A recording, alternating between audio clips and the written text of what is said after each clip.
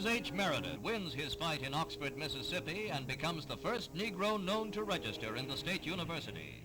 But the climax leads... I was perceptive enough to know, particularly the first time I came home to visit my mother, when I joined the United States military, when I got to the Mississippi River on the Greyhound bus, the bus driver stopped the bus, drew a black curtain in the back of the bus and made all blacks get behind the black curtain.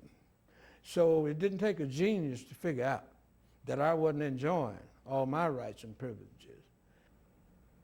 I came back to Mississippi in 1960 to launch a war against white supremacy with the intent of destroying it. On gaining admission to the university, you had to have constant protection and you had to deal with a great deal of isolation. And how did that feel? I spent 4 terms at the university. I never saw one person there, period. Your father's house was attacked twice during your time at Ole Miss, and the house was shot at, windows shot through. I lived in my daddy's house 17 years. Never once did he go to bed without a loaded shotgun over his head. And he used to tell me all the time, everybody knew he carried a pistol. What people didn't know, he always carried 2.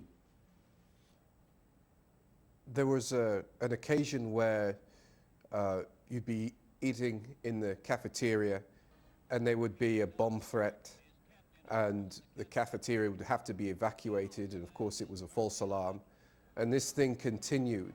What other kind of threats were made that disrupted your day-to-day life at the university? None that I took into account. My job was finished once I put the President of the United States in the position where he had to use the military might of the United States of America to protect my rights as a citizen. Why were so many troops required in order to come to your aid? If they had to call the whole 2 million, it would have been justified. Not just for me, for any citizen.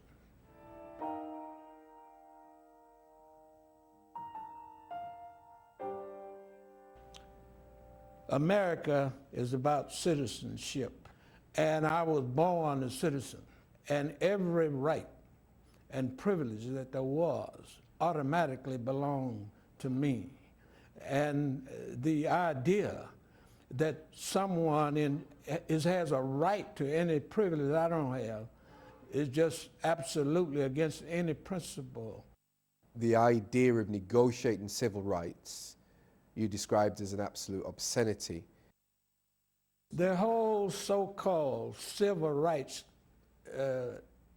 whatever it is that you want to call it, was an insult, not just to me, it was an insult to the citizenship.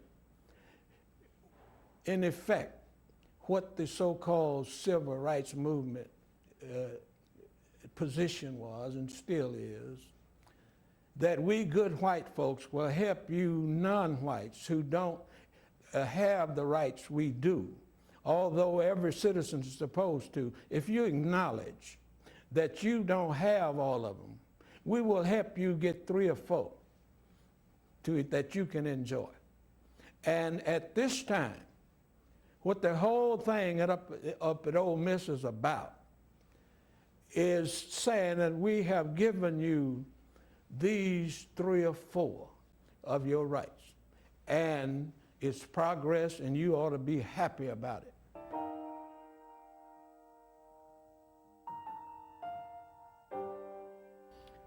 A march is a protest to get someone else to do better, to grant you your rights and privileges. So what has changed in the South? Absolutely nothing.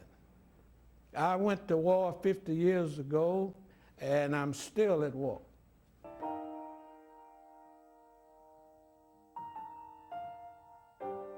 No matter what happened, the most important thing in American history is the election of Barack Obama as President of the United States. And it ain't going away. He gonna forever, as long as the United States is United States, he gonna be an African American, a half African, half European white president of the United States. He's president not because he's black or white, but because he dominated Harvard University. And it's almost the same as the Dallas Cowboys having their first black quarterback. I mean, the Dallas Cowboys didn't change ownership or viewership. Now, I mean, so nothing else has changed. What has changed in America in regards to having an African-American president? Literally nothing. White supremacy still reigns. I should ask you what your legacy might be.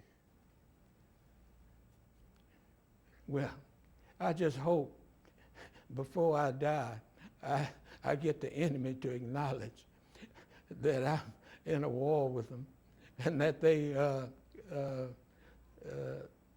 have won the war almost all the time and that maybe I've had one victory.